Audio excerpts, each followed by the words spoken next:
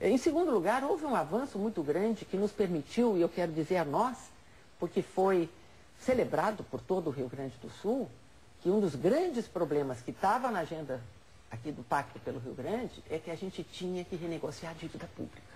Bom, nós renegociamos a dívida pública, com auxílio do Banco Mundial.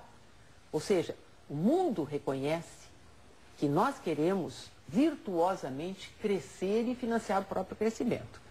Então, na questão da Previdência, nós conquistamos finalmente o final de outro conflito, que era aquela liminar que permitia que militares não pagassem a Previdência. Houve um acordo junto com toda a transformação de remuneração e carreira, onde todos pagam igual.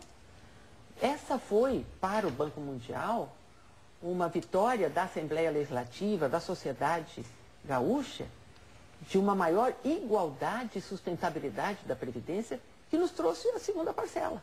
E que nos permite hoje ter um volume de dívida pública R$1 bilhão menor.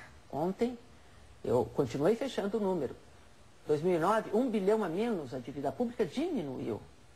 E a mensalidade que a gente paga, nós deixamos de pagar 370 milhões pelos juros e pela prestação, e diminuíram com a nossa renegociação a partir do contrato com o Banco Mundial. O que o banco exige muitas vezes não agride a soberania? Eu não tenho nenhum indicador, nenhuma linha do contrato, senão ele não teria sido aprovado pela Assembleia por unanimidade. O contrato com o Banco Mundial, com o nome Ajuste Fiscal para o Crescimento, foi aprovado por unanimidade na Assembleia. Isso quer dizer que tudo aquilo que estava escrito era uma parte do Pacto pelo Rio Grande com inovações de modernização. Não há nada, nem o Banco Mundial faria isso. O Banco Mundial é uma instituição avalista de bons projetos. Governadora, a senhora sempre destaca o empréstimo com o Banco Mundial e o contrato de gestão nas estatais como conquistas do seu governo durante essa gestão. Ontem aqui, o candidato Tarso Genro, falando sobre o empréstimo do Banco Mundial, disse que ele participou ativamente desta negociação por ter sugerido ao então governador Germano Rigoto que iniciasse as tratativas com o Banco Mundial.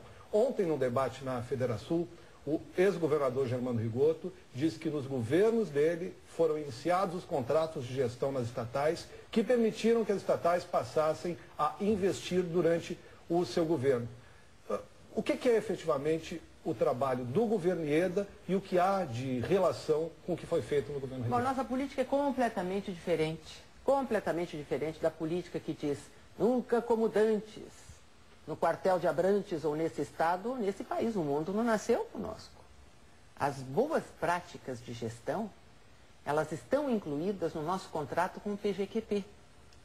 Nós contratamos com o Programa Gaúcho de Qualidade e Produtividade, pioneiro e líder, não apenas no Rio Grande do Sul, como em todo o país, e com experiências fora do país, que a gente teria todas as práticas consideradas já firmadas de boa gestão.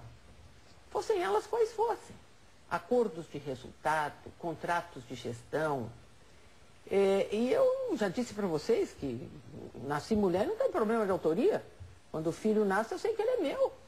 O tal de contrato com o Banco Mundial, que eu não sei qual é, ou os contratos anteriores, sejam muito bem-vindos.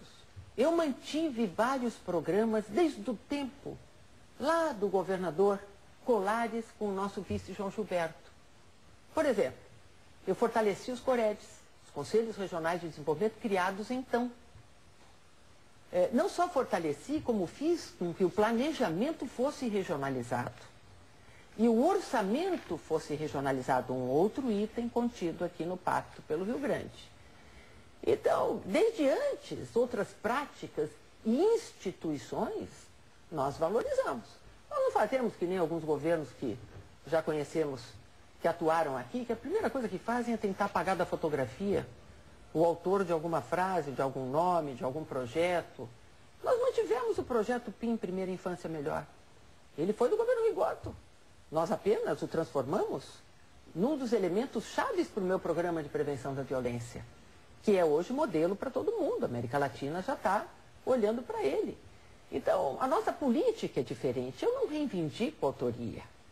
Agora, eu só não gosto quando me tiram o meu filhinho né, do meu nome, ali do lado, na maternidade, e sequestram os meus filhos. Esse filho é seu. Ele é meu. Eu não o fiz sozinho. Tem técnicas hoje que você pode, não é? Não, eu não o fiz sozinho e ele é inovador. Ele não é aquele contrato. Aqueles contratos buscados antes era para obter recursos para investir. Este é um contrato absolutamente inovador. É recurso para trocar papel de dívida velho e caro por papel de dívida muito mais longo para os próximos 30 anos e mais baratos. Outra forma de buscar recursos, seja para saldar dívidas, seja para atender à formação do fundo previdenciário, é eventualmente a alienação de patrimônio, quando o patrimônio não está servindo ao Estado, só lhe está trazendo custos e até depreciação. Há vários prédios, a Secretaria de Administração tem feito esse levantamento, há vários prédios que estão nesta circunstância. É da sua intenção fazer um balanço deste patrimônio e colocá-lo à disposição para transformar em recursos? Ele está praticamente pronto. Mas vamos pegar o caso do Banrisul, porque é bom não linkar uma coisa com outra. O Banrisul aumentou o seu capital. Tem mais ações. E esse capital se transformou em crédito. Para ficar bem claro, a minha pergunta é sobre prédios os mais variados. Não tem nada a ver com o Banrisul. Eu sei, mas é por isso que eu estou querendo fazer esse link.